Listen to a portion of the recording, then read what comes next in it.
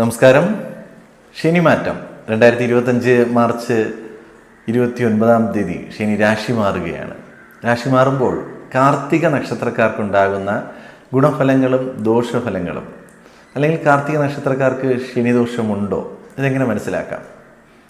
കാർത്തിക നക്ഷത്രം മേടൻ രാശിയിൽ അതിൻ്റെ ആദ്യ കാൽപാദവും ഇടവം രാശിയിൽ അവസാന മുക്കാൽ പാദവുമാണ് വരുന്നത്. അപ്പോൾ മേടം രാശിക്കാർക്കാണ് ഈ വരുന്ന 2.5 വർഷക്കാലഘട്ടം ശനിദോഷമുള്ളത്.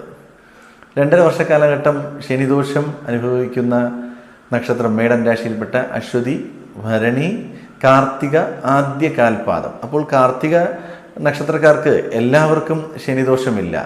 മേടം രാശിയിൽ ജനിച്ച കാർത്തിക നക്ഷത്രക്കാർക്ക് മാത്രമേ ശനിദോഷമുള്ളൂ. അതായത് കാർത്തിക ആദ്യ കാൽപാദത്തിൽ ജനിച്ച മേടം രാശിയിൽ ജനിച്ച വ്യക്തികൾക്ക് മാത്രമാണ് ഇനി വരുന്ന 2.5 വർഷക്കാലഘട്ടം 7.5 ശനിദോഷം ബാധിക്കുന്നത്. ഇവർ വ്യക്തമായി മനസ്സിലാക്കുക. എല്ലാ കാർത്തികക്കാർക്കും എല്ലാവരും വിചാരിക്കേണ്ടത് എനിക്ക് ശനിദോഷമാണെന്ന് വിചാരിച്ചാൽ അങ്ങനെയല്ല.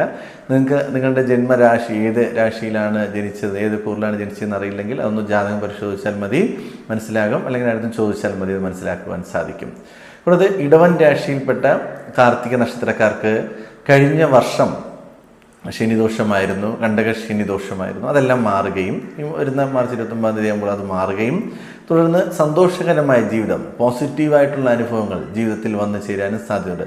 കൂടുതലും ഇടവൻ രാശിയിലായിരിക്കും കാർത്തിക നക്ഷത്രം വരുന്നത്. കാരണം അവസാനത്തെ 3 പാദവും നിൽക്കുന്നത് ഇടവൻ രാശിയിലായതുകൊണ്ട് നമ്മളൊരു 100 കാർത്തിക നക്ഷത്രത്തിൽ ജനിച്ച വ്യക്തികളെ എടുത്താൽ ഇതിൽ 75 പേരും ഇടവൻ രാശിയിലും 25 പേർ മേടൻ രാശിയിലുമാണ്. അങ്ങനെയാണ് ഏകദേശം ഒരു കണക്ക്.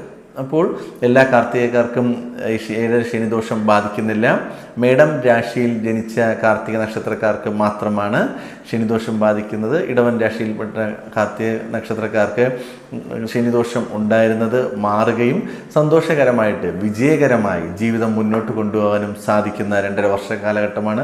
എന്നാൽ മേടം രാശിയിൽപ്പെട്ടവർ വളരെയധികം സൂക്ഷിക്കുക. അവർ പരിഹാരങ്ങൾ ചെയ്യുക തന്നെ വേണം. കാരണം അവർക്ക് ഇറങ്ങുന്ന കാര്യങ്ങൾക്ക് തടസ്സങ്ങൾ ഉണ്ടാകുന്നു, അല്ലെങ്കിൽ നമുക്ക് ധനനഷ്ടം കൂടുതലായി വരുന്നു.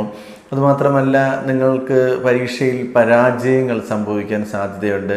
വാഹന സംബന്ധമായി ആ ഒരു ഫീൽഡിൽ ജോലി ചെയ്യുന്നവർക്ക് നിരന്തരം വാഹനങ്ങൾക്ക് പണികൾ വരിക, അല്ലെങ്കിൽ എന്തെങ്കിലും കംപ്ലൈൻറ്റുകൾ വരികയും, അല്ലെങ്കിൽ അനാവശ്യമായി നിങ്ങളുടെ പേരിൽ ഫൈൻ വരിക, ഇങ്ങനെയൊക്കെ ഒരുപാട് പ്രശ്നങ്ങൾ ഈ ഒരു കാലഘട്ടത്തിൽ കാർത്തിക ആദ്യപാദത്തിൽ ജനിച്ച വ്യക്തികൾക്ക് ഉണ്ടാകുകയും അവർക്ക് നഷ്ടങ്ങൾ, ഇങ്ങനെ ഒരു സാമ്പത്തിക നഷ്ടം, അല്ലെങ്കിൽ മനസ്സമാധാനമില്ലാത്തൊരവസ്ഥ, ഇങ്ങനെയൊക്കെയുള്ള ഒരുപാട് പ്രശ്നങ്ങൾ